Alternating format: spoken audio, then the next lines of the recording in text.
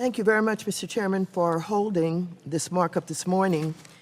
Today, we will consider two measures that strike at the very foundation of the reforms we established in the wake of the most devastating economic crisis since the Great Depression. The first bill, H.R. 1486, would essentially repeal the Consumer Financial Protection Bureau. The second bill, H.R. 4894, would strike the mechanism we created in the Wall Street Reform Act to safely unwind large financial firms whose unexpected failure would otherwise trigger financial panic across our economy. Both of these bills, if enacted, would take our financial system back to September of 2008, when regulators did not have the tools to protect consumers or the broader economy from financial sector ruin.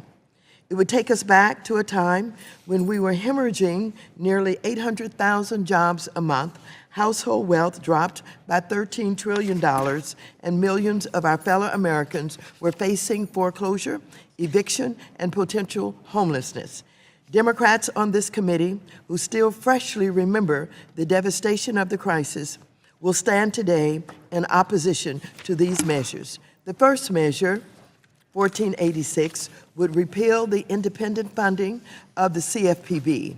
The majority on this committee will claim that this produces $6 billion in savings. However, it is important to remember that this can only be true if the Congress never appropriates any funding for the Bureau moving forward. So the Republicans' clear intention for this bill is to repeal the very existence of the Bureau. Sadly, this latest step is fully consistent with the majority's efforts since 2008. Republicans opposed the creation of the CFPB, opposed independently funding it as other banking regulators are funded, opposed its nimble and responsive structure, and oppose every single measure the Bureau has taken to protect our consumers. Indeed, whether it is protecting service members from financial predation, regarding students from fraudulent for-profit schools, or establishing clear rules of the road for payday loans, the Republicans stand in lockstep opposition. This is despite the Bureau's commendable record of returning over $11 billion to more than 25 million consumers. The second measure we will consider today is similarly dangerous. This bill, H.R. 4894, will repeal Dodd-Frank's mechanism for resolving a teetering financial institution whose failure would otherwise send panic through our economy. Again, this bill uses budget gimmicks to generate illusory savings while failing to recognize that the orderly liquidation authority is paid for by an assessment on our largest financial firms. What's worse is that the Republicans are pursuing this measure without offering any alternative on too big to fail.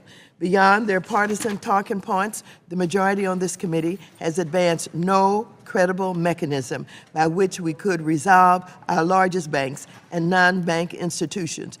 Every credible expert on this topic has said that if you want to demand that financial institutions can go through ordinary bankruptcy, you must take proactive steps through Dodd-Frank, living will process, or otherwise to simplify their structures and limit their interconnectedness. In short, the bills we will consider today are tremendously harmful for our nation's economy and will make consumers and investors less safe from financial ruin.